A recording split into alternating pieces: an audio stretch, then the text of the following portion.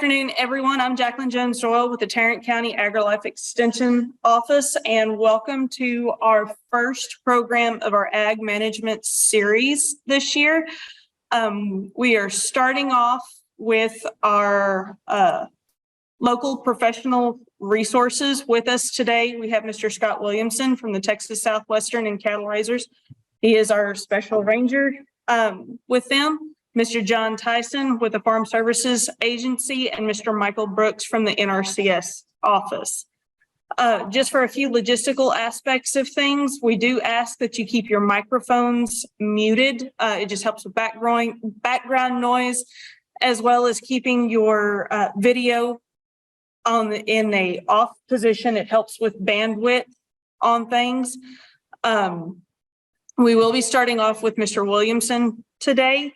And this meeting will be recorded, and at the end of the session and probably next week will be posted to the Tarrant AgriLife YouTube page. That link will be sent out to everyone for review and to go back and review. So with that being said, I will turn the microphone over to Mr. Williamson. Thank you. Thank you for taking the time to invite TSCRA and the Special Rangers to this first edition. I'll give just kind of a brief history, a little background about myself. We farm and ranch, so I have a producer background as well. But I started as a brand inspector, worked as a special ranger in Northwest Texas, and came in about 5 years ago as the director over the law enforcement and brand program into Fort Worth. Also joining us on the call today is Robert Pemberton, and he is the special ranger assigned to this area that comes into Dallas and Tarrant counties. He works a multitude of counties, but there are several districts that come together right here. So you can get a hold of Robert or myself, and we can get you to whoever for the county you need assistance with. Kind of to start with, you can find your special ranger or information about cattle raisers on tscra.org or call into our offices. It's 800-242-7820 if you need anything. The special rangers are often misunderstood because we are a private organization. We work for TSCRA, so we receive no state funding, municipal, federal funding. The membership dollars are what fund the special rangers. But with that, since we started in 1877. We are commissioned by the Department of Public Safety in Texas as special rangers, and in Oklahoma by the Oklahoma State Bureau of Investigation as rangers. So we have full peace officer authority relating to agricultural property crime anywhere in Texas or Oklahoma. The special rangers have all come from not only agriculture background, which is a critical cornerstone, but varying livestock and criminal investigation backgrounds.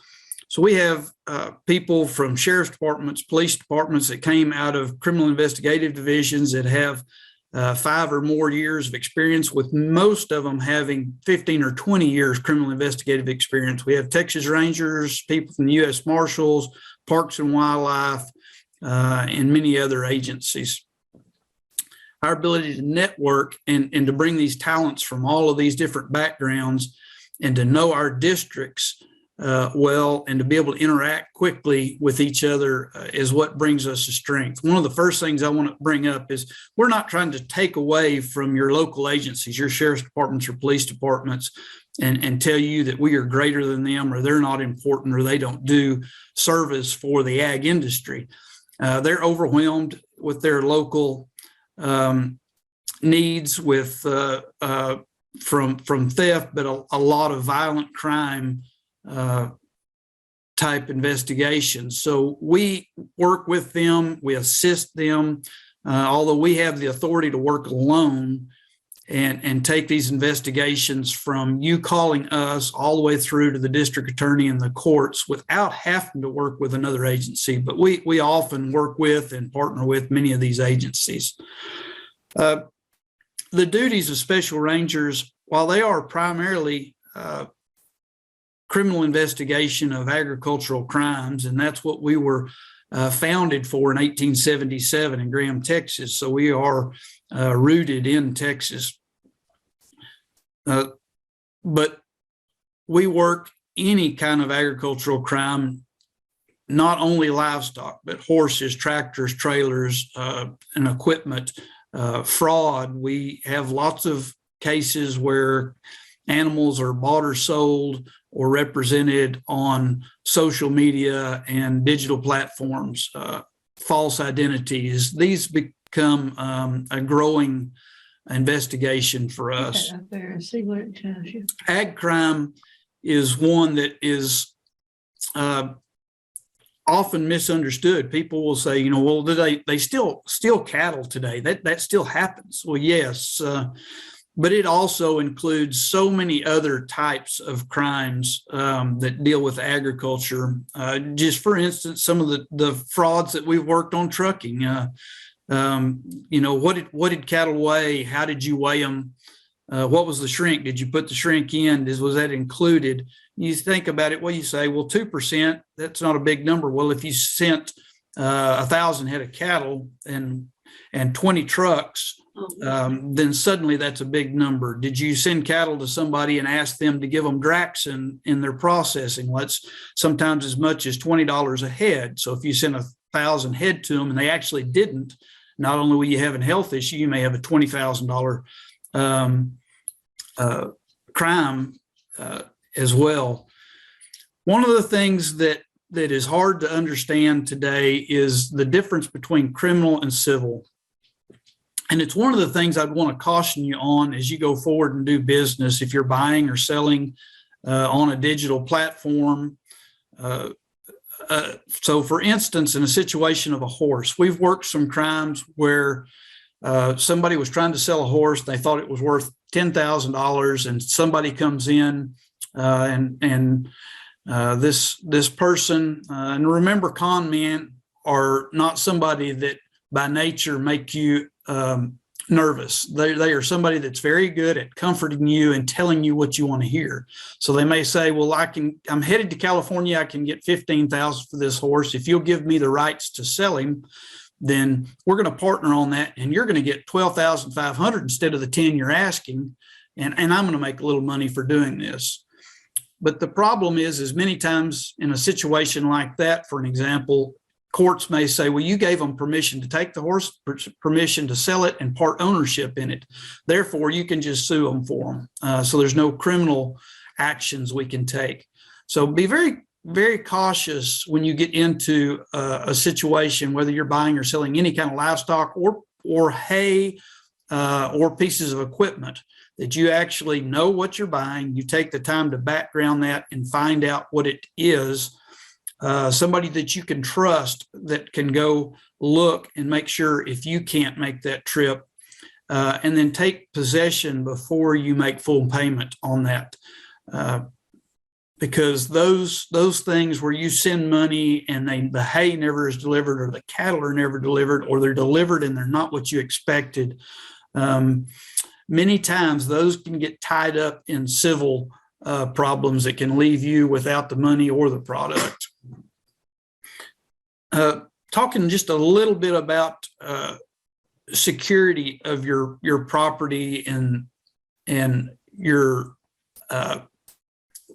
the actual facility that you operate, whether it's your pens or around your home or your ranch.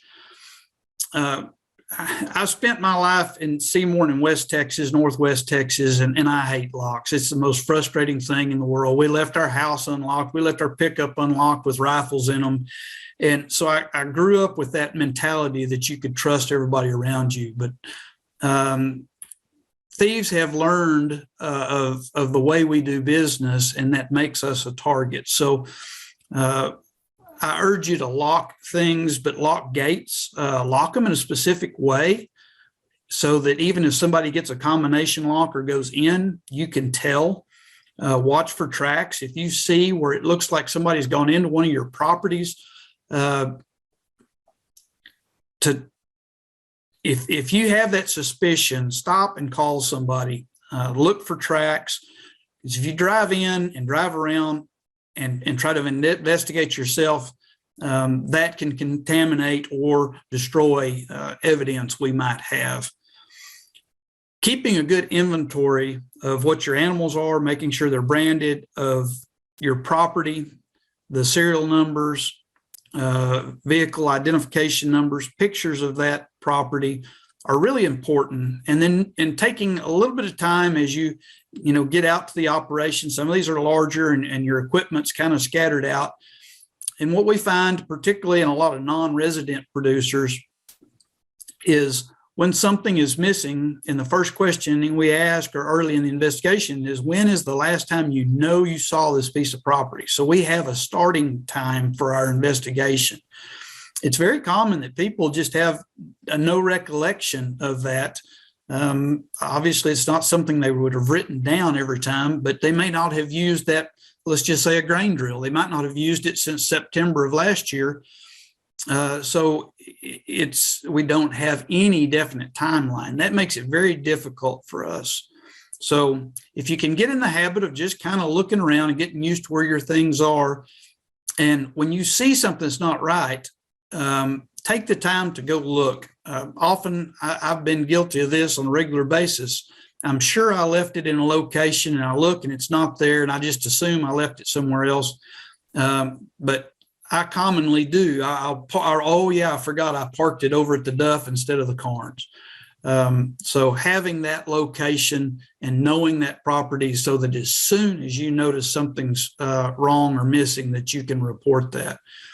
We will have to have those numbers to be able to enter it into NCIC or TCIC, the databases that reflect all of that stolen property.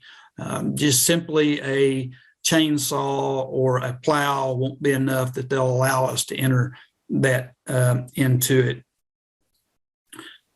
Brands are very important. Brands are the license plate to those animals. And when you brand in Texas, it requires that you register that brand at the county clerk. That brand is registered every 10 years, September 1st of the first odd year of each decade. So we just finished a registration, and that registration, if you just re-registered, will be good until September 1st of 31. Making sure that that brand is put on clear and put on those animals at an early age. We have found that they will go in and sort unbranded calves off of the branded cattle. But again, if you have 2 black cows or 2 black yearlings stolen and you call and report that to us, that's no different than us trying to look across the state for a white Chevrolet pickup with no license plate. We are making some cases off of DNA, but then again, we have to have already located and identified that animal before that avenue is available to sure up a conviction or an arrest or recovery. We have brand inspectors that you may hear referenced, and many times our department is referenced as inspectors or brand inspectors. The special rangers are law enforcement, and while they do inspections, their primary duty is criminal investigations. We have approximately 60 market inspectors who are not peace officers who work at all of the public markets. There's about 90 public markets across the state of Texas. They record the descriptions, the consignor, and any details of that animal with description, brand, earmark into a database that we use for our investigations. We're in the process right now of converting from a paper system to an electronic system. We have historically written those down on a paper document, mailed them into Fort Worth, and input clerks would take that and convert it into a digital format, which could take months to get the whole process done and input. The new program that we are about between 50 and 60% implemented now is on an iPad. So this information is put directly into an iPad.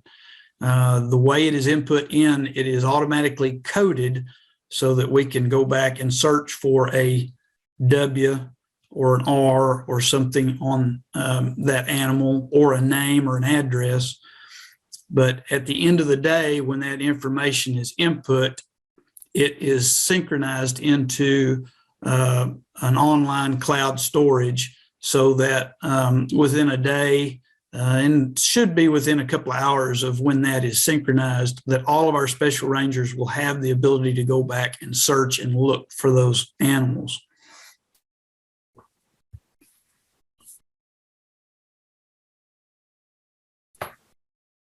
Are there any questions that specifically you would like for me to try to answer? We hadn't talked any about the estray law or fence law, and I can give you what answers, that's civil law, but we can give you some answers and direction there. The estray law, I'll talk briefly about. I don't see any questions in the chat, but it's not uncommon, particularly around the more urban areas, where cattle show up on a property or out on a road, and the question is what to do with them. There is no such thing as a finders keepers rule in the state of Texas. There's a very specific process that is legislated to the sheriffs in Texas. When you locate an animal within 5 days or within a timely manner, you're to report that to the sheriff.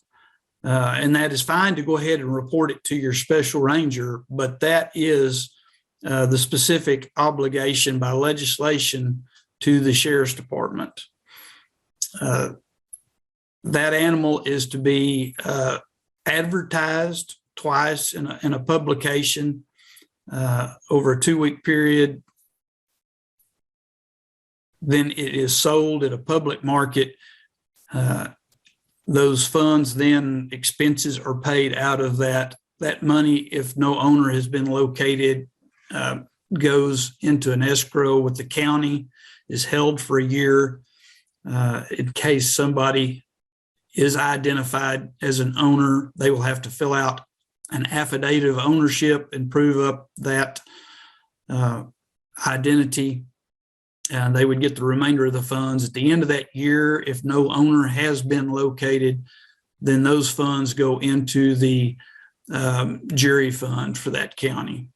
So there is no avenue for somebody just to be able to keep that animal or those funds.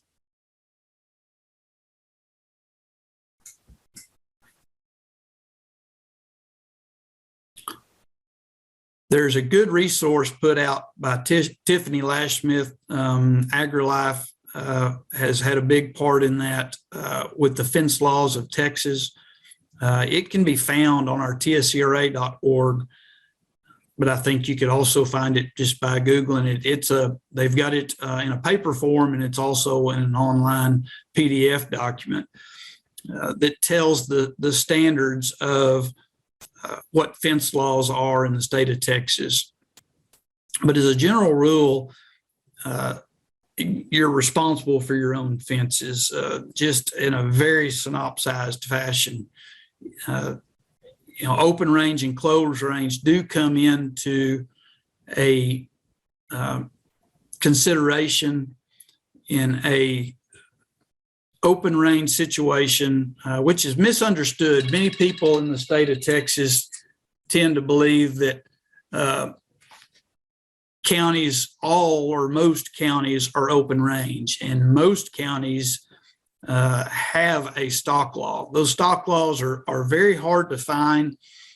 They are in the county clerks. They're in the commissioner's court minutes. Many of them from the late 1800s and early 1900s, and they're in handwritten form, so they're difficult to research. But if there was a stock law engaged, then it means that you are required to fence your cattle in.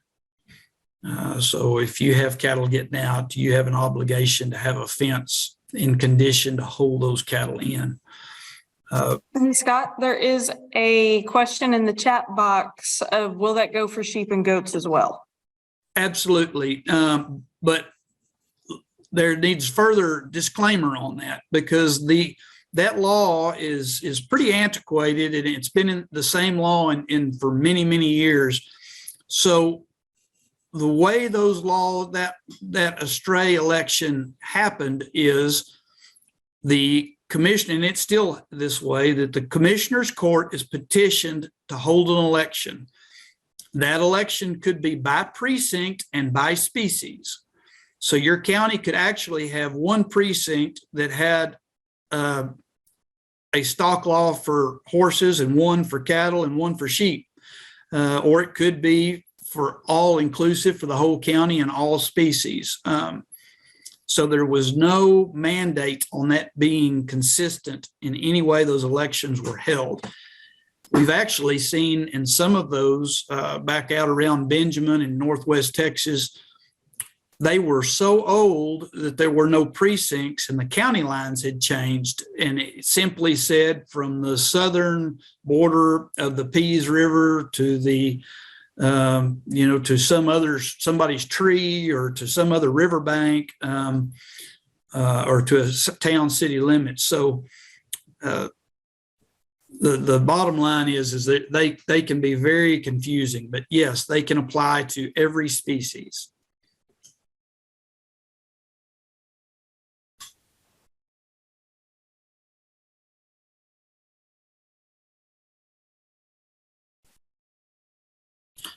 One thing on the fence law is that it does not supersede a stray law. And that's sometimes misunderstood, that if there's a stock law and you're to fence your cattle in, or if it's open range to where you're not required to fence them in, and even in an open range, you're responsible for those animals wherever they go. And they can still leave that property, even though you're not required to hold that fence in by an open range statute. You're still responsible when they get out for any damages or for them being astray. If they get on a highway, that's still a public safety, so they can still be picked up in the estray law and seized. The best standard is if you're going to own livestock and have them on a property, that just take ownership in the fence for yourself, and that takes most all of the problems out of the circumstance.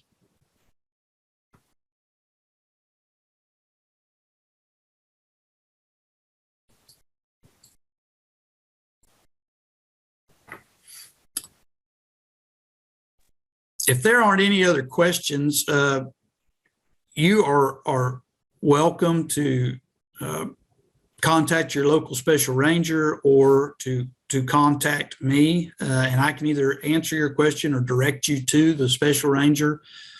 My email is swilliamson, SWILLIAMSON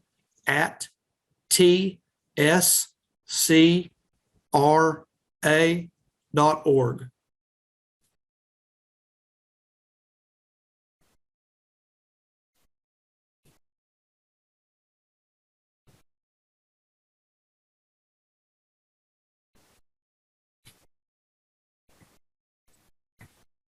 Are there any other questions at this time for Mr. Williamson?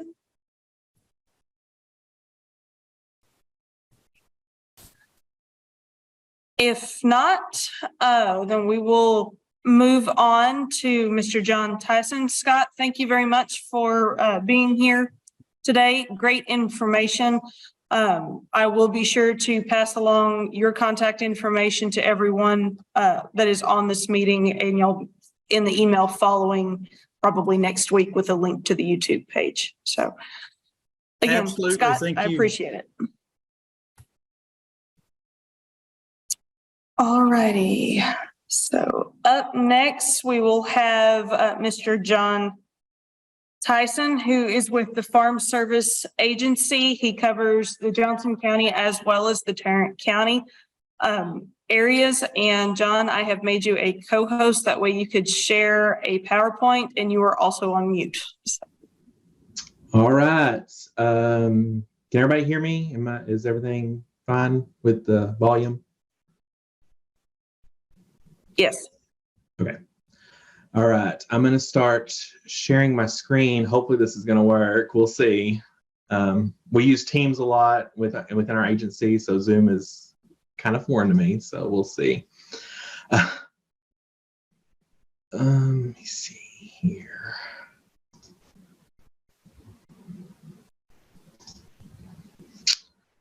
All right. I'm going to start the slideshow. Can y'all I can see your PowerPoint. You're good.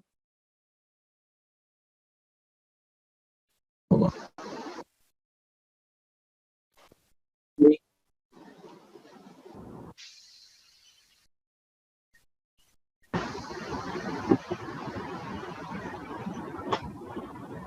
If someone can let me know that they can see the slides. You're good. You're up, John. I can see it.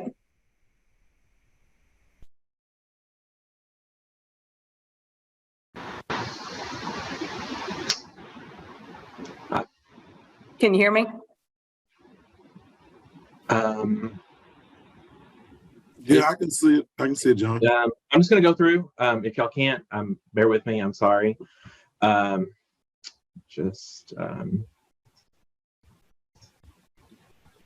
going to just try and go through real quick, okay? Well, not real quick. It's about 20 slides. So anyway, good afternoon. My name is John Tyson, and I am the FSA County Executive Director that covers Tarrant County.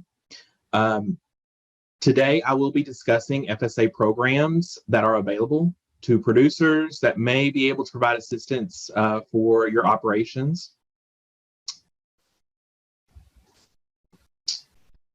Okay, so getting started with USDA. There are over 2,300 county offices across the nation, with every county being serviced by a USDA service center, with staff willing and happy to help you with any questions you may have and participation in our programs. If you have not been to one of our service centers, I encourage you to stop by. Give us a call. There's going to be some contact information and some slides coming up. And schedule an appointment. That is always probably number one. And ready for your visit and make the optimal amount of time that you have with us and get things done. When you visit your local office, you can talk with FSA, our agency, or our sister agency, Natural Resources Conservation Service staff, NRCS. And then we can see what kind of programs you would be interested in and what you may be eligible for.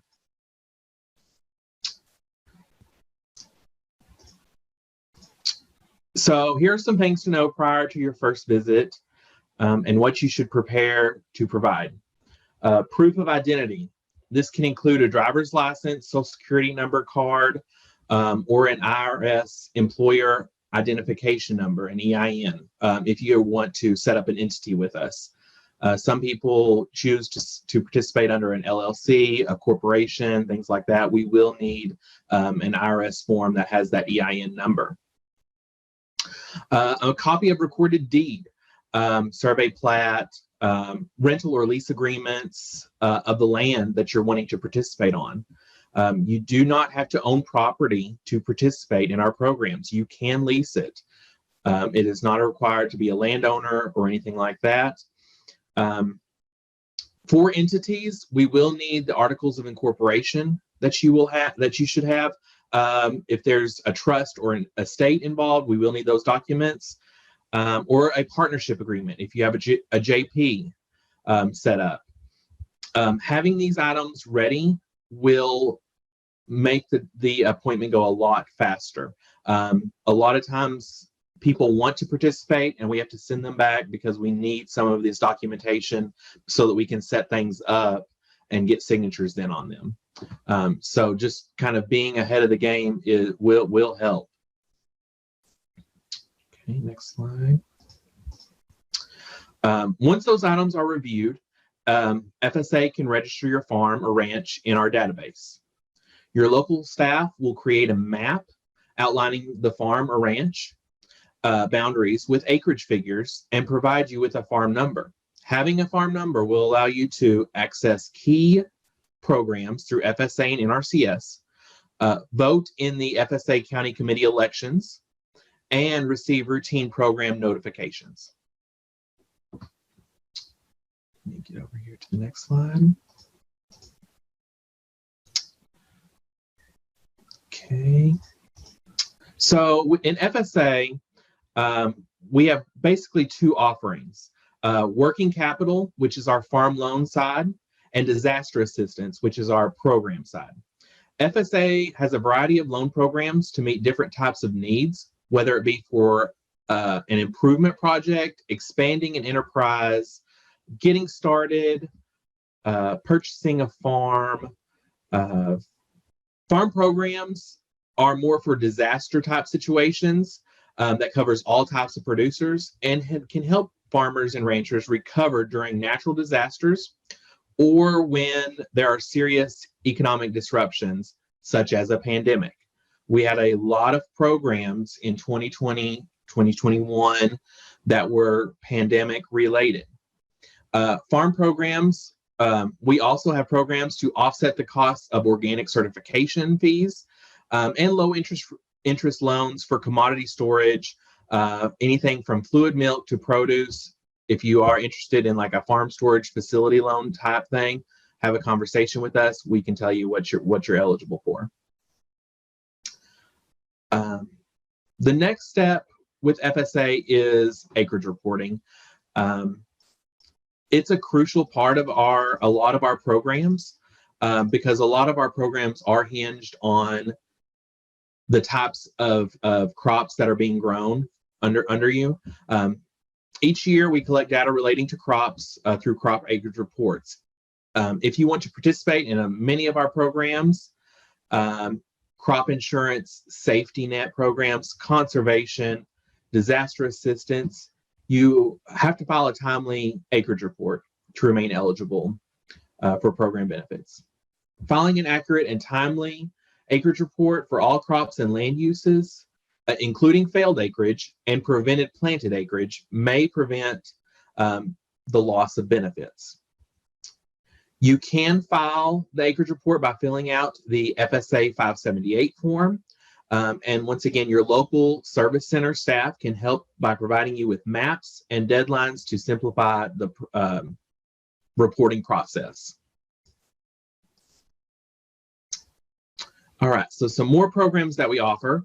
And these are our key, our biggest programs. We have a lot of programs, and honestly, if you're interested, farmers.gov is a good way to find out all of our programs, but then also give us a call. We can talk about all the programs we offer, but this is a few of the ones that we see the most of.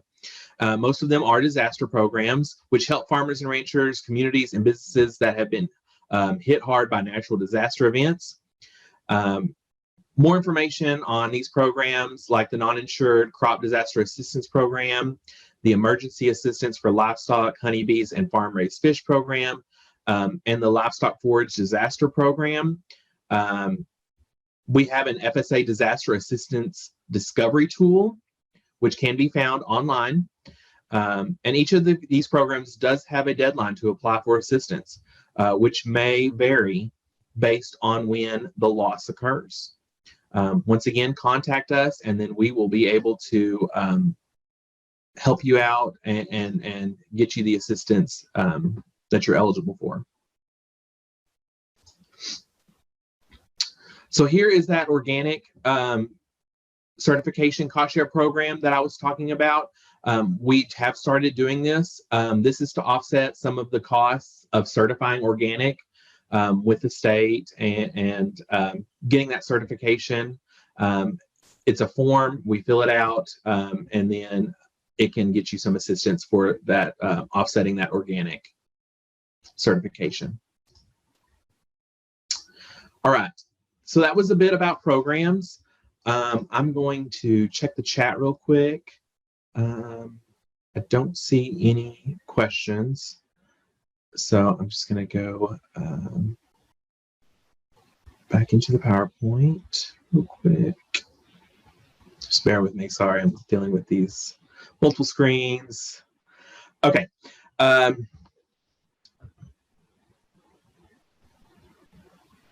So eligibility. Hold on. Am I sharing the right screen? Let me make sure real quick. Okay, there we go. Hey, John. Eligibility. Producers participating in FSA programs must meet eligibility requirements. The completed CCC 902 form, which is a farm operating plan, is a determination that we must complete for all producers. This form collects information on land, capital, equipment, management, and labor that is unique to everybody's farming operation. Also note, permanent residents must present a valid I-551 if you do want to participate with us. Hold on just a minute, move to the next slide. Okay, most FSA programs require producers to have an adjusted gross income of less than $900,000 averaged over the preceding 3 tax years. You will certify to this on Form CCC 941. Producers must also certify their conservation compliance on Form AD 1026 to meeting highly erodible land conservation and wetland conservation provisions as applicable. Once again, your local service center staff will guide you through completing these and other forms. Hey, John, can you hear me? All right, underserved audiences. When it comes to FSA programs, including loans, producers may certify to being a member of a historically underserved audience.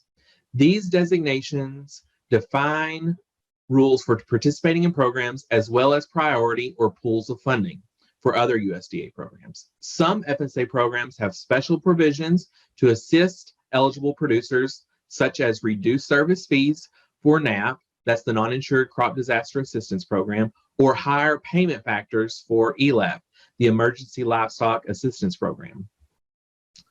Socially disadvantaged farmer or rancher, as defined by law, a SDA applicant is one who is a member of a socially disadvantaged group whose members have been subjected to racial, ethnic, or gender prejudice because of their identity as a member of a group without regard of their individual qualities. SDA groups are African Americans, American Indians, Alaskan Natives, Hispanics, Asians, Pacific Islanders, and women. Loans through FSA to historically underserved and women farmers and ranchers are not a special loan program or type. Rather, this designation refers to a specific funding source known as socially disadvantaged applicant, SDA, funding. To be considered for targeted funding, loan applicants must voluntarily provide race, ethnicity, and gender information. The same loan eligibility requirements apply to all applicants. I'm going to go to the next slide. Underserved audiences continued. Additionally, underserved audiences through USDA include limited resource farmers or ranchers. A limited resource farmer or rancher is a producer whose direct or indirect gross farm sales do not exceed the amount identified in the limited resource farmer/rancher self-determination tool. in each of the 2 calendar years that precede the complete taxable year before the relevant program year. I know that's a lot of information. We can look at that for you specifically if you contact us, and then go from there. But also a producer whose total household income was at or below the national poverty level for a family of 4 in each of the same 2 years referenced above. A limited resource farmer or rancher status can be determined using the Limited Resource Farmer and Rancher online self-determination tool. Please note that this definition is not applicable to farm loan programs, though. All right. Next, we're going to have beginning farmer and ranchers.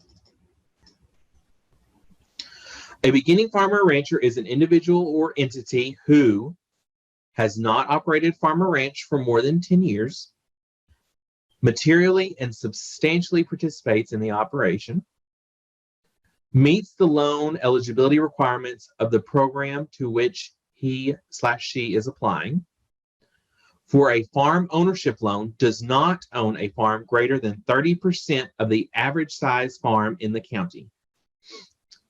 This does not apply to SDA loan applicants. A veteran farmer rancher is one who has served in the armed forces and who has not operated a farm or ranch for more than 10 years or has obtained status as a veteran during the most recent 10-year period. For entities to meet the definition of these audiences, at least 50% of the members must meet the definition for the applicable audience. These definitions are not inclusive of all farm loan program requirements.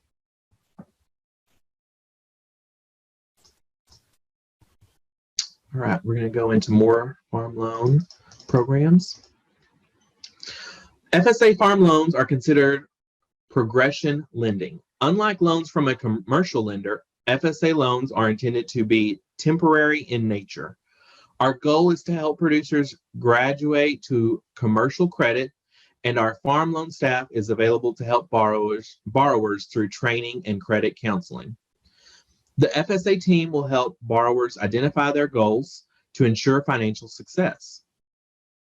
FSA staff will advise borrowers on developing strategies and a plan to meet their goals and graduate to commercial credit. FSA borrowers are responsible for the success of their farming operation, but FSA staff will help in an advisory role, providing the tools necessary to help producers achieve their operational goals and manage their finances.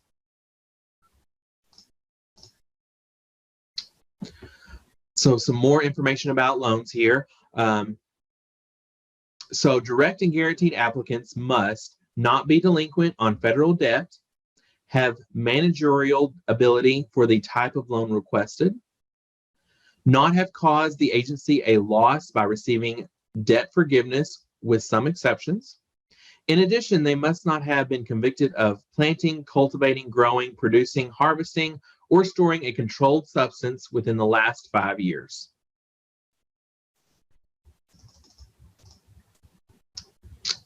All right. Microloans. Microloans are limited to $50,000 and have a simpler application process and less paperwork. They are both ownership and operating microloans. Operating microloans can be used for expenses such as initial startup costs, seed, fertilizer, marketing, and livestock. Ownership loans can be used for expenses such as purchasing land on a farm, enlarging an existing farm, constructing buildings, or paying closing costs. The experience requirements have been modified to accommodate applicants. Small business, management, and military experiences can count towards management requirements for ownership loans, while working with a mentor can modify/count toward operating loan requirements. The operating loan repayment terms are 1 to 7 years, while ownership loans are up to 25 years. All right, we're going to go into youth loans. Just a minute. So FSA offers a youth loan program. This program makes low interest loans to eligible youth to start and operate income producing agriculture related projects. Depending on the type of project, loan funds might be used for several different things. Youth can buy livestock, seed, equipment, supplies, or they can buy, rent, or repair needed tools and equipment. And they can even pay operating expenses for the associated project. The maximum loan amount is $5,000, but that doesn't mean you have to borrow all $5,000 at one time. It just means you can't have more than $5,000 borrowed at any given time. Youth are required to participate in 4-H, FFA, or a qualifying youth organization to be eligible for the youth loan programs. This program can help youth to build some credit with their local FSA office. And so if youth ever had a goal of farming and ranching in the future and may want to eventually expand, this is the starting of a relationship with them and local FSA, and kind of gets their feet wet, if you will, on participating with us. It's going to be their first start as working with FSA. All right, we're kind of going to go into a couple of key things here. We do offer, it's our policy to provide equal opportunity in all programs, services, and activities. So we do have limited English proficiency resources available. Limited English proficiency persons are individuals who do not speak English as their primary language and who have a limited ability to read, speak, write, or understand English. LEP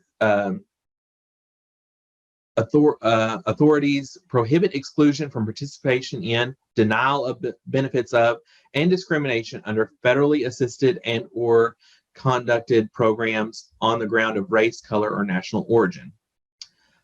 We do offer 3 types of language translation and interpretation services: document translation, telephonic interpretation, and in-person interpretation. These language translation and interpretation services will assist both customers and staff with overcoming language barriers. We do have I Speak posters displayed in the service centers, which helps that barrier because they can just point to what language they are wanting to have a translator for. All right. Stay in touch with us. Producers, owners, and others interested in keeping up to date with important FSA and NRCS program deadlines and information are strongly encouraged to sign up for our GovDelivery software. This instant communication system allows newsletters, deadline reminders, and bulletins to be sent right to your email address. Producers can sign up online at farmers.gov/subscribe for email communications. This is a great tool that we have. If we have any kind of program signups going on in our counties, this is a way for us to get the message out to all the producers that are signed up. I cannot express enough how much this tool helps us get the word out about participating in a lot of our programs, because we do have very strict deadlines on some of them, and we may have a very quick turnaround of only a couple of months to get everybody signed up to participate in them. Okay. So there is a couple of other links on y'all's screen. Stay in touch. We have urban growers, so farmers.gov/urban. It's a great tool to find additional information on available USDA resources specifically for urban ag. You can also learn how FSA can work with you through our online services, such as we do use OneSpan in Box with a click to sign or a touch to sign option. It's a secure way to access, sign, and share USDA documents back and forth between you and the office. There's also resources at fsa.usda.gov, setting up a farmers.gov account, how to report crop acreage, And even forms are on there that may be required to participate. You can go ahead and look them over, fill them out if you feel comfortable, or then give us a call and then we can help you fill out those forms. So here is my contact information.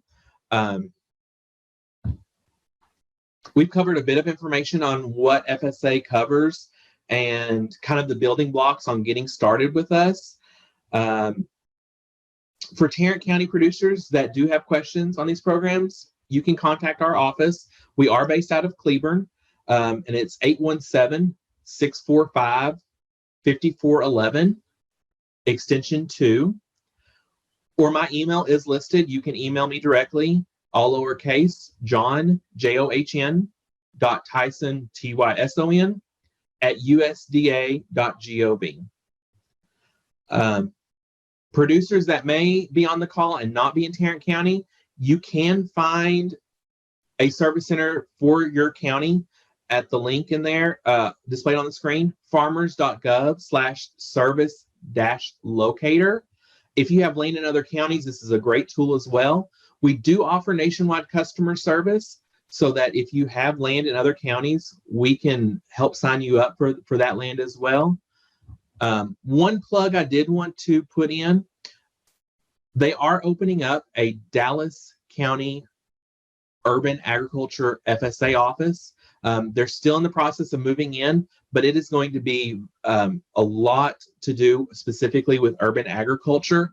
Once it's open, we can direct y'all over to them. You can come to the Cleburne office.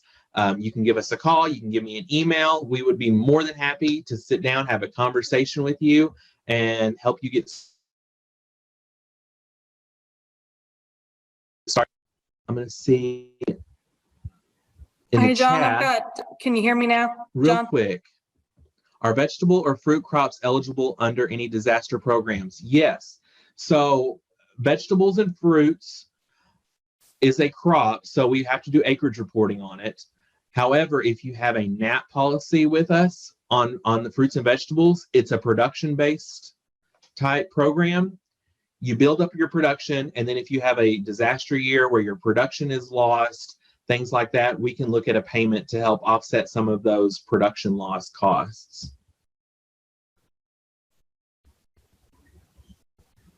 John, can you hear me?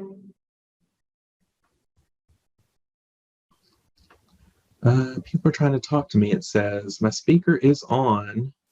John, can you hear me?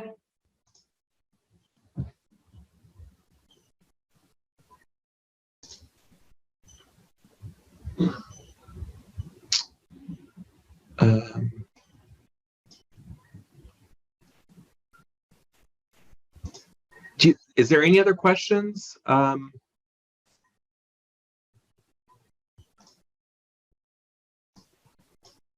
Okay. Will FSA give assistance on where to sell produce and livestock? So we do not give advice.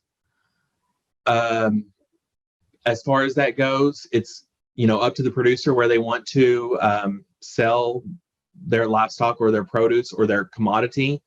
What grain elevator they want to use, if they would rather go into an open market or like a farmer's market type thing. That's a very producer specific decision. We don't give casual advice. We can give you options or maybe brainstorm with you, but ultimately the decision is going to be on the producer.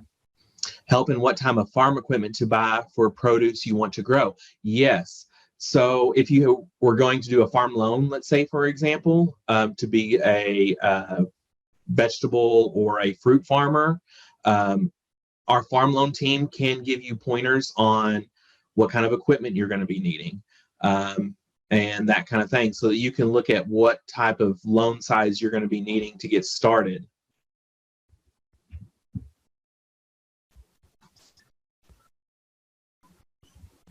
Yeah, I can't hear anybody. I'm not sure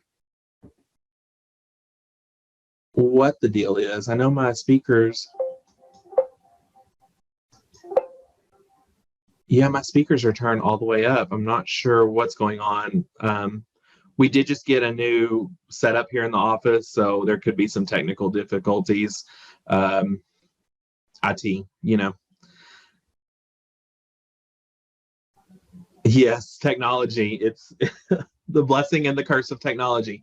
Yeah, if you do have any other questions, put them in chat. I'd be more than willing to answer anything you may have, but also give us a call. You know, we'd love for you to set up an appointment with us, come sit down with us. We'll take a look, see at what you got, you know, find your property. You know, work with me or one of my program technicians there in Cleburne. Email me, whatever works best. I know for some people in Tarrant County, it is kind of far to get over to Cleburne. So, you know, email me. We can do anything like via that. Or just call, set up an appointment. We'd be more than happy to sit down with you and discuss you participating with us and getting set up to work with FSA.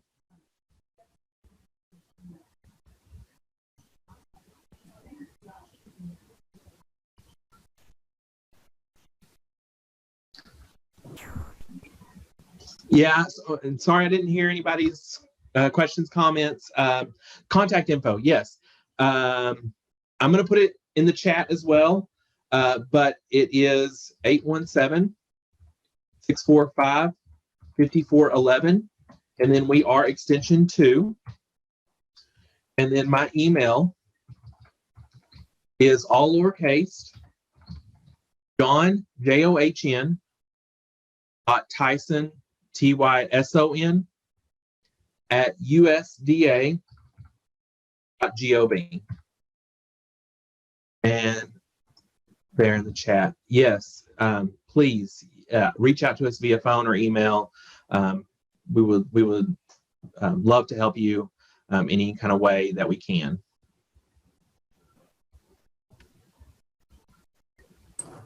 Awesome. Well, thank you, John. There's been a lot of great information and a lot of things that FSA can help us with.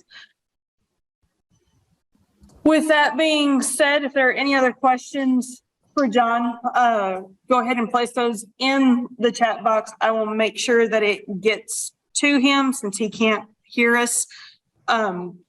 But we'll go ahead and continue to move forward, and I will turn it over to Mr. Michael Brooks with NRCS. Good afternoon, everyone. This is Michael Brooks. I am the district conservationist here in the Arlington field office. And this John's presentation is a good segue into NRCS and the programs that we have available. I'd also like to introduce to you guys Mr. Walter Bradburn. He's our vice chairman or chairman at this point with the Dalworth Soil and Water Conservation District. They are like FSA, our conservation partners here, and they're in most cases located in the offices with the NRCS. Walter will be giving us a little soil and water district report here in a minute, but I kind of wanted to let you guys know what this meeting was about. This is a meeting that will kind of help the USDA NRCS develop our big program, which is EQIP, Environmental Quality Incentives Program, help us develop and set priorities for how we want to prioritize practices that will address resource concerns on the land. And we can get to that as we move on forward with this. But this is more so an interaction between USDA and you guys. So we'd like to have some dialogue. We'd like to get your input so that we can take those recommendations into consideration for prioritizing practices. With that being said, I'll move right into our district report, our NRCS report, as far as what we're trying to do here. I'm going to show you this. The last few years, under EQIP, we have obligated approximately $36,000 on 276 acres. So I think there's quite a bit of opportunity to get those numbers up. And that's kind of one of the reasons why we do quite a bit of outreach and let you guys know that don't know about NRCS and FSA. The other one is we also had under CSP over, I think that was 5 years ago, no, it was 2016, we did obligate $138,000 on 916 acres.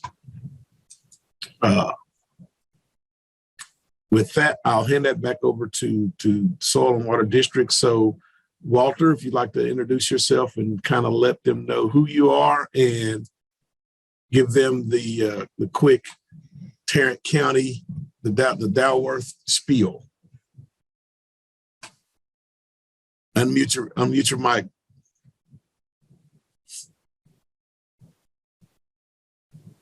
Walter, you got to unmute your mic. Okay. Is There that you it? go. There you go. go. Hear you. Okay. Now we're talking. Okay. Thank you for having me today.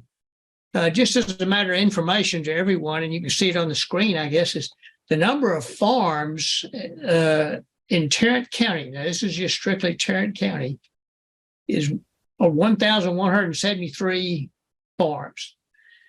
The land in farms is 190,682. The average size is 163 acres.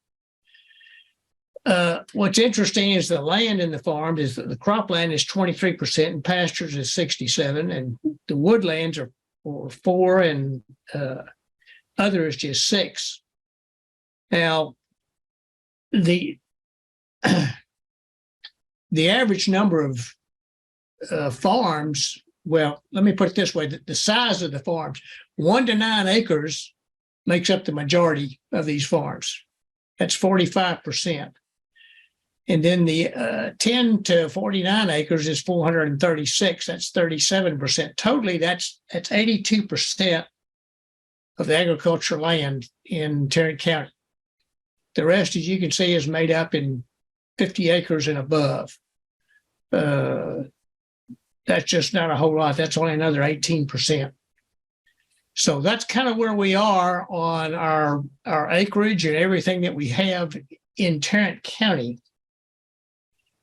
These figures are from 2017, and they come out every 5 years, and we have not seen the figures for 2022. So I don't really know what they are right now, but I don't expect them to be any greater, that's for sure.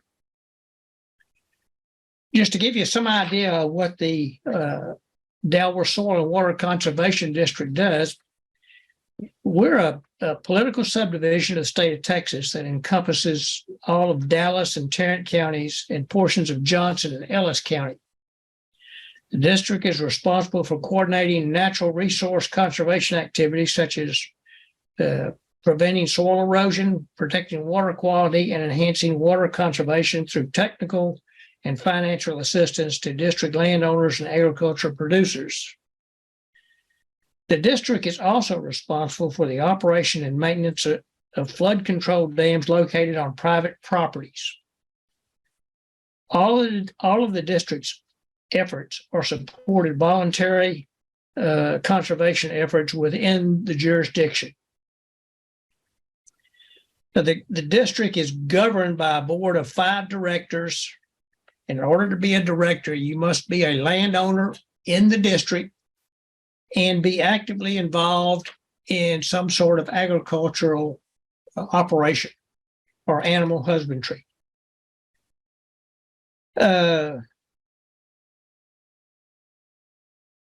Districts are not a taxing authority, if that's what you're wondering. Directors are volunteers. We don't get paid. We do get, however, travel and per diem expenses that are outlined by the state law in the state of Texas.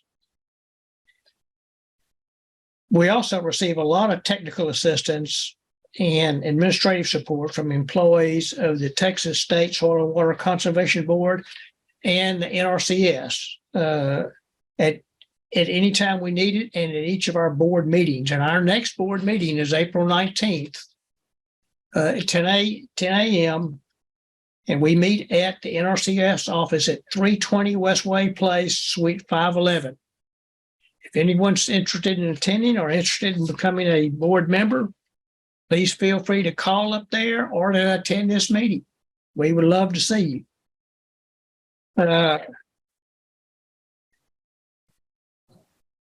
We do participate in each of the NRC local work groups for each county that make up the recommendations for various programs authorized by the federal farm bill.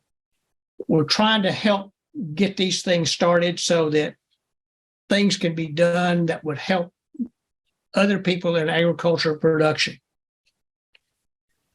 With that, I think I better turn this over to Michael and let him explain all the rest of it. Thank you very much for your time. Thank you. Anybody have any questions for Walter before we move forward?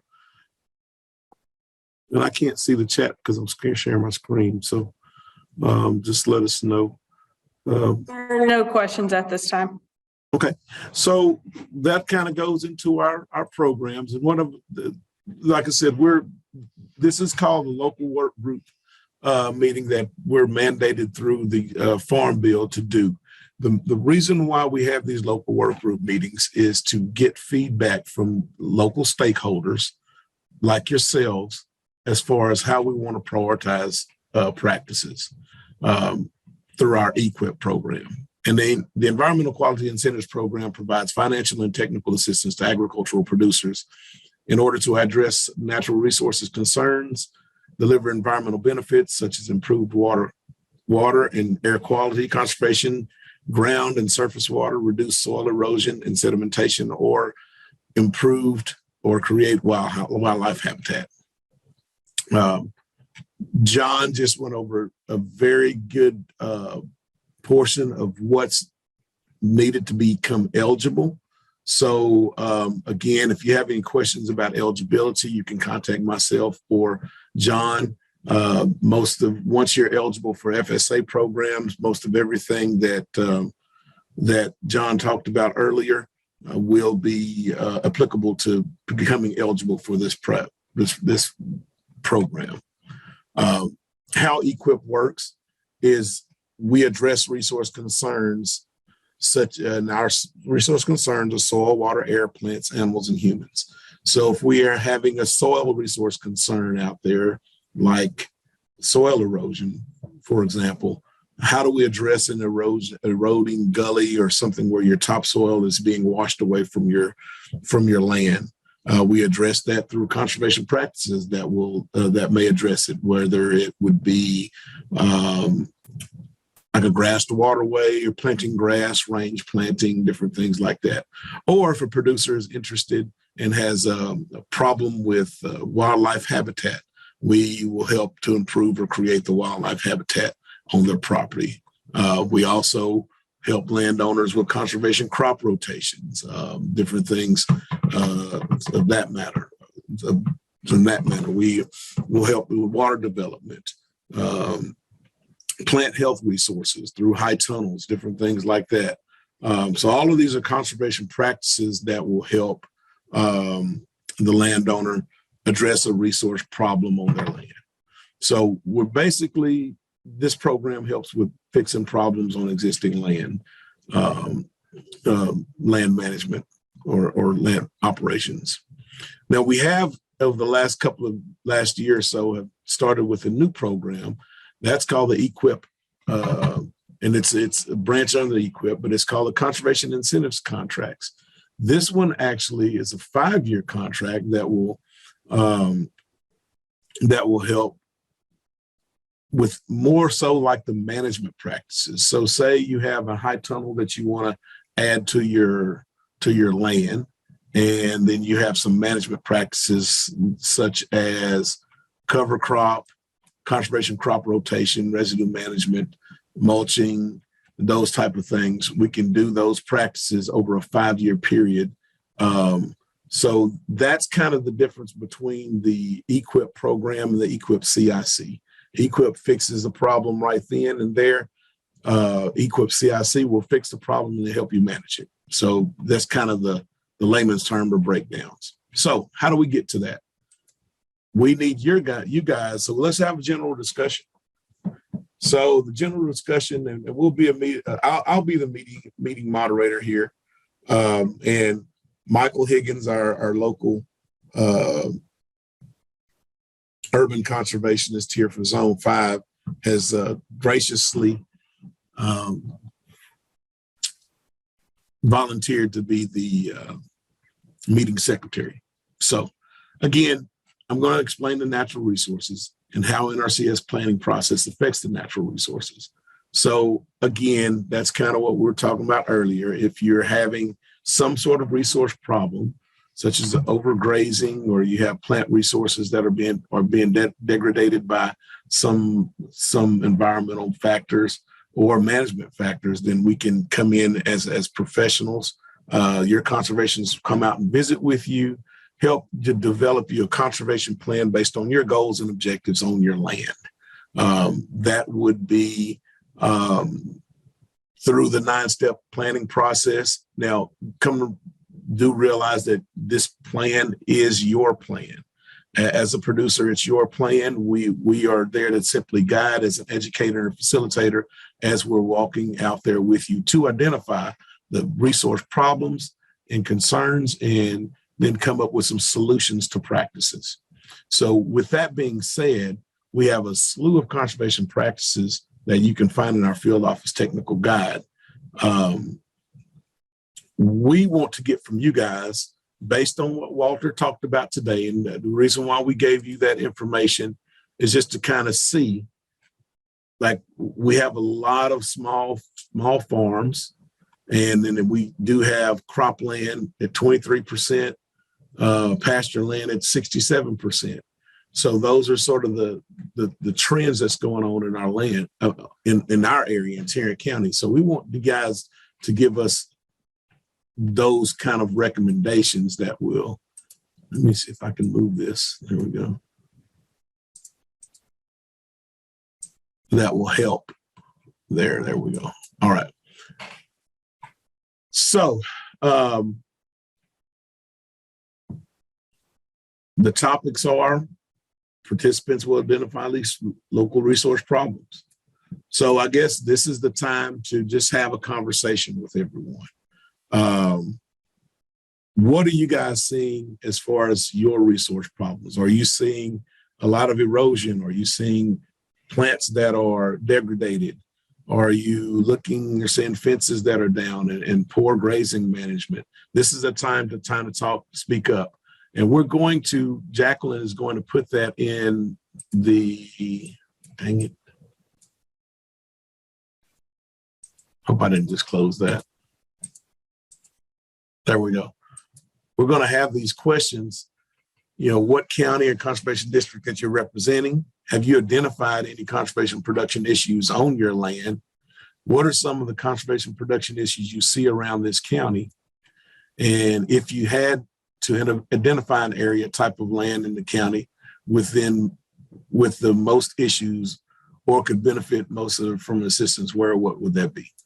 So with that being said, the floor is open.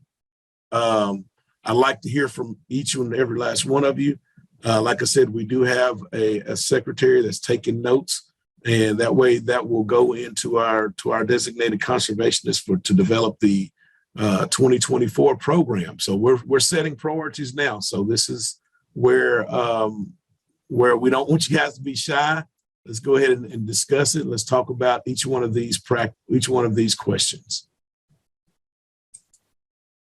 Michael, I have also posted the survey in the chat box for those that are unable to unmute and talk. If you will click on that survey link, these questions are in that survey link, as well as some other information that AgriLife as well as NRCS asks to report back to the state as well.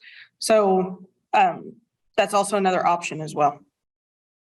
Good. Does anyone have questions, or do you understand conservation practices?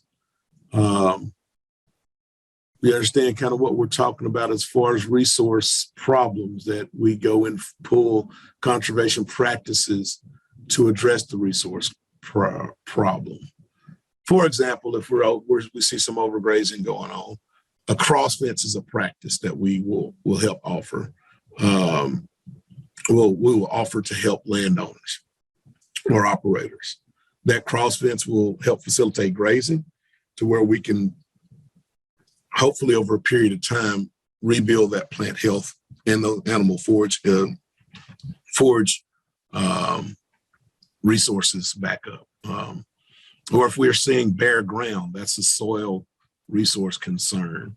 How do we address that? There's several practices. Do we have to go as far as planting grass, or can we simply have a management practices of prescribed grazing to where we can start a rotational grazing system? Those are all of those things. So I know we have some people here that are some urban farmers that are getting or diving into the vegetable cropping systems. One of the big concerns there is the plant health. So if plant health is a problem, what are some of the practices that we can use? One of our most popular practices that we're helping with under EQIP is the high tunnels. What about water? Water is one of our resources. Water catchment systems. I know a lot of people are utilizing public water meters, or some people don't even have public water meters on their properties, say being that it may be a vacant lot or something like that. How do we address the water that would irrigate those crops, those vegetable crops? One of our popular practices here in the Dallas-Fort Worth area is water catchment systems. NRCS will help design water catchment systems based on your crop's needs. And that's through our technical assistance program. And we can also utilize that through EQIP to kind of help pay some of the cost for getting that installed. Now it's not 100%, and it is a contract. So we will pay a little bit. Say, for example, if it's a trough, we'll pay, or catchment system, we'll pay a certain amount per gallon. So it may not be the 100%, but we will help. So again, let's open it up. Anyone have any about as far as these questions I have on the screen? Are there any? Let's talk about the identified any conservation production issues. Michael, there is a comment in the chat. We've noticed rainwater at our greenhouse has a high pH, 8.4 to 8.7. I've only been here 6 months. Someone told me tilling and fertilizing in West Texas spikes rainwater here. Spikes rainwater?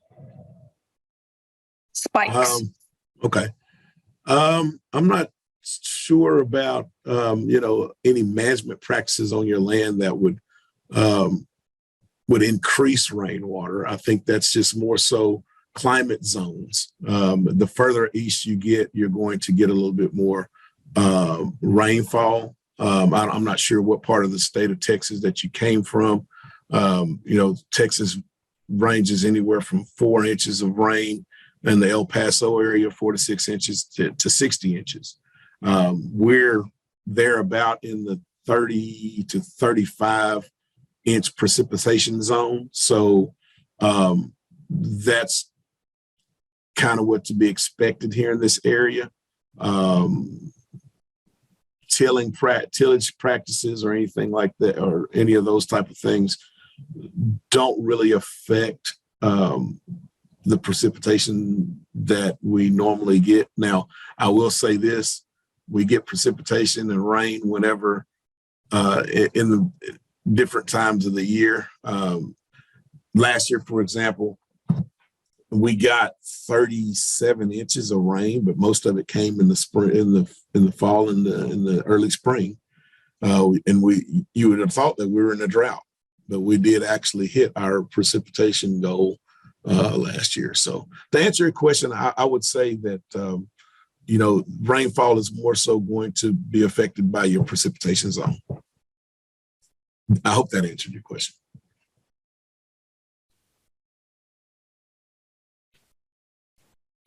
But that will lead into the water quantity type of practices that we may have. And that kind of goes into water catchment systems.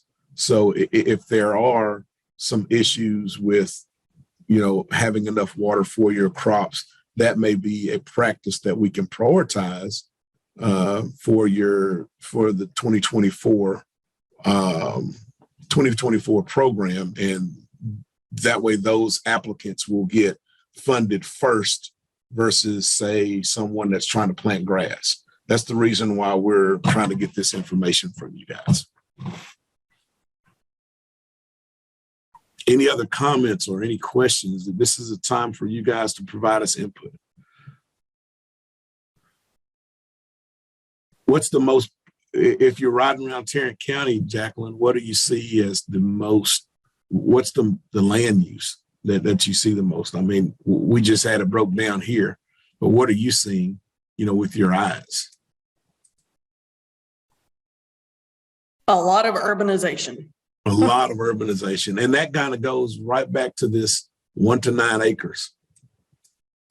And then, so if it's 1 to 9 acres and it's small farms, the majority of it's going to be pasture land. So wouldn't you think so are we leading to say that we should be focusing our program on pasture and grazing? And looking at such practices like grass plantings for pastures, and have a little less priority for your cropland. This is the time to speak up. Well, to kind of expand on some of that, Michael, of what I've been seeing on things, is there's a lot of new landowners coming into Tarrant County and going back to that acreage size of that 1 to 9, possibly 1 to 20 acres. They're falling into that range.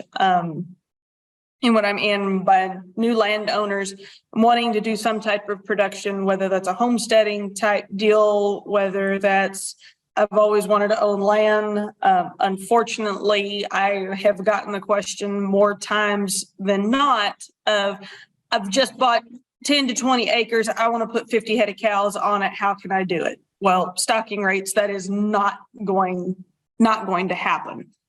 And it's an education thing. And it boils down correct to an education aspects of things. And then going back to what are my goals? How can I work with the other agencies? Are there grants? Are there programs out there and help me to put in the cross fencing to go in and do what I want to do? Well, that goes back into that conversation with, well, you need to get set up with FSA, then you go through NRCS, which is where this program kind of originated from. Right.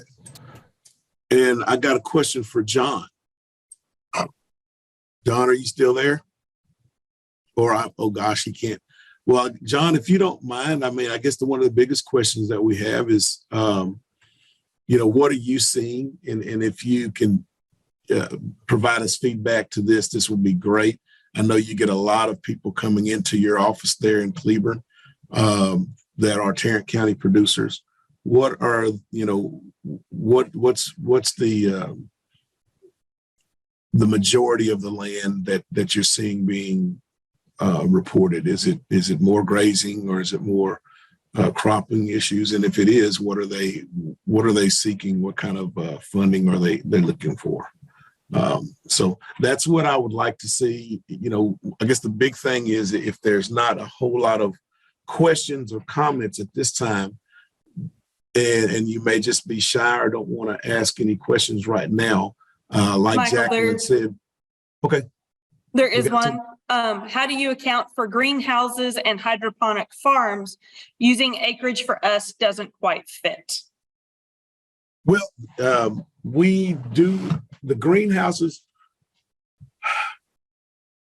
let me answer it this way. We're actively looking as an agency of how that works, and that will be one of the topics of discussion once we open this Dallas Urban Ag Center. I know for a fact Michael Higgins has went out, as a matter of fact, as early as today down in Johnson County, looking at a vertical farm that's aquaponics type of get up. They use quite a bit of water. That's a resource in our resources, our natural resources, correct? So we as NRCS have our big program is conservation technical assistance. So for example, if we're utilizing a lot of water in those vertical farms or those aquaponics that we're recycling through that system quite a bit, wouldn't you think water catchment systems would be one that that practice that we have in our technical guide will be one practice that we can help capture water and utilize that rainwater.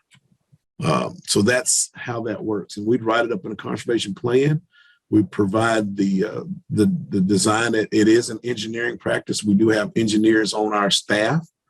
And we reach out to our field engineers and we just start having a conversation, walk through your place and measure rooftops and different things like that and figure how much water we can catch to size your tanks for your operation.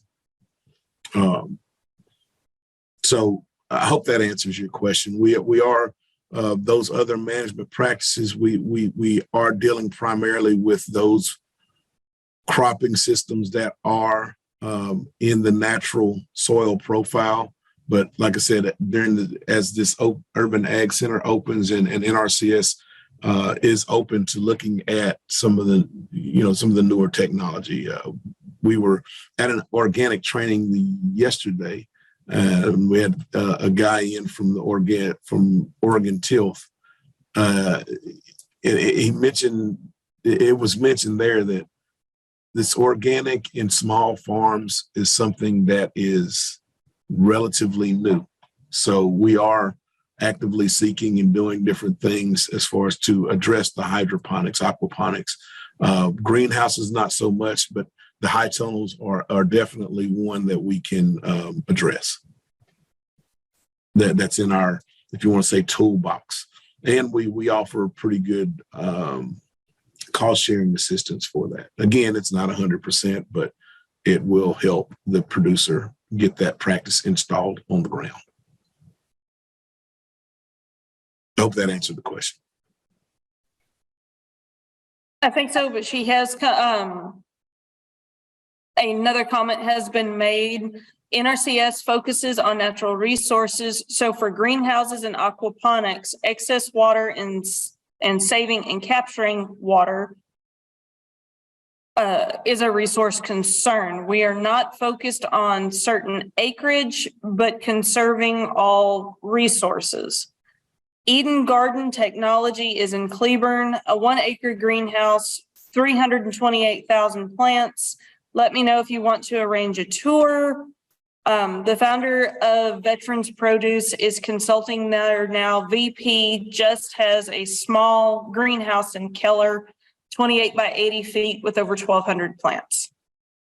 Absolutely. I will here at the end give you all our information along with Michael Higgins, and we can definitely come out and visit and look at some of those opportunities. But that is what we're looking for. That's the type of input that we're getting, that we need from you guys, and so we're definitely getting that documented right now as we speak.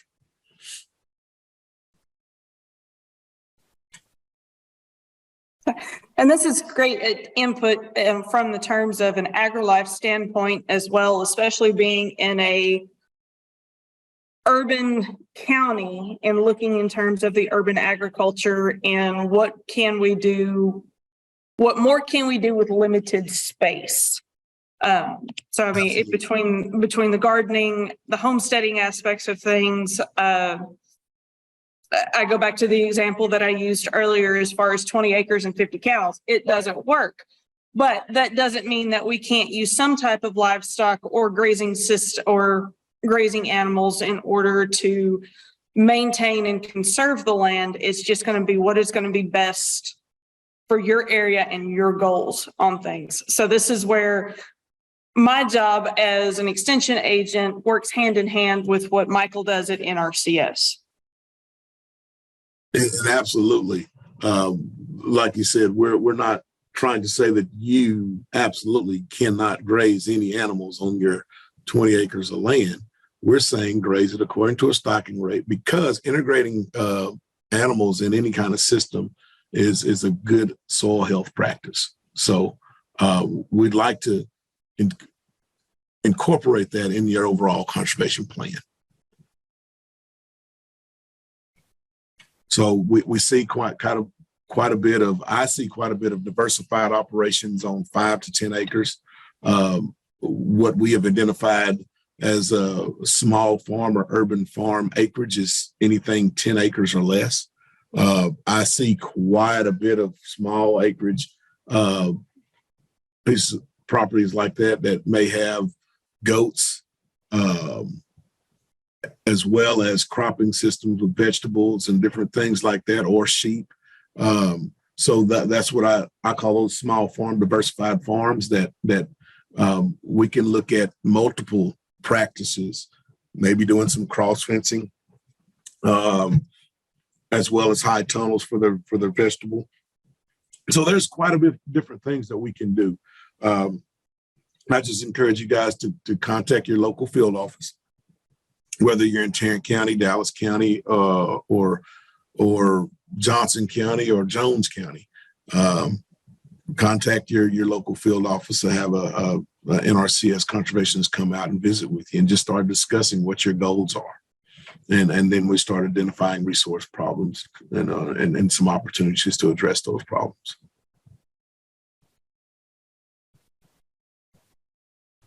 Any other comments? Any other recommendations to NRCS so we can document that and start developing our program for 2024? This has been great.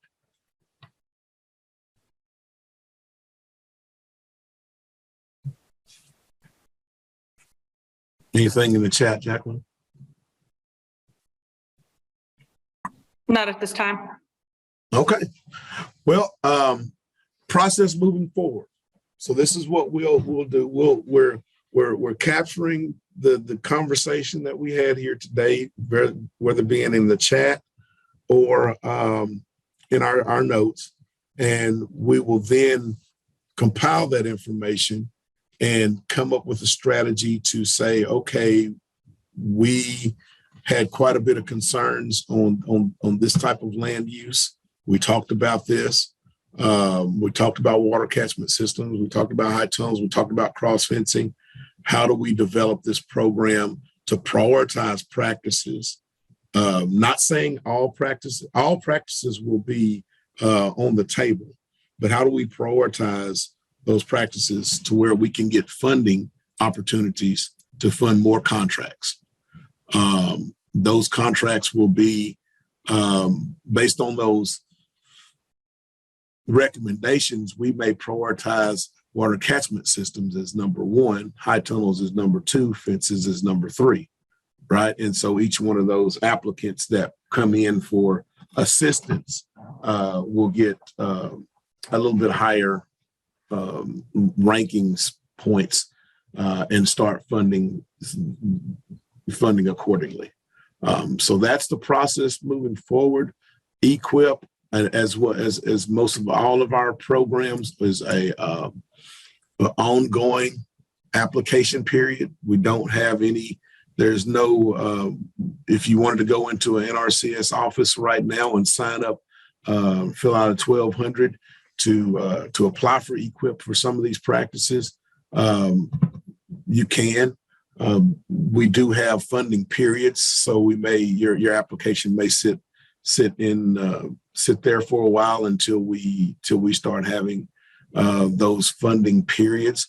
during that time when you're making application, that's a great opportunity for you to work with NRCS, become a cooperator with the USD, with the Soil and Water District, to develop a conservation plan to where we can hash out what your practices that you need on your land, and then apply that towards your application. And my information, if that's it for you guys, I'm going to put my information into the chat. And Walter, if you have anything as to say, then you're welcome to now, or we can go ahead and adjourn. I'm going to stop sharing here if I can. You're muted, Walter.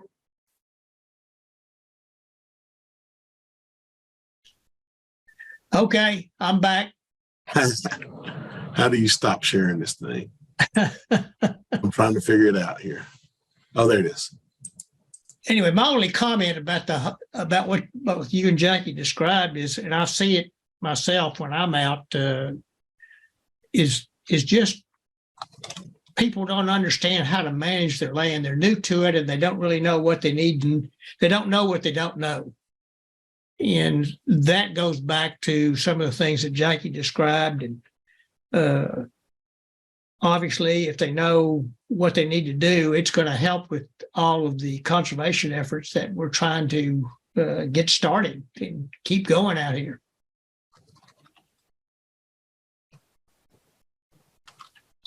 That's it. Thank you for your participation, Walter. And we, hold up, I'm trying to type in my email here. And with that, that's all I have. Please fill out the feedback forms that I may have sent out earlier this week. If not, so more so, the most important is that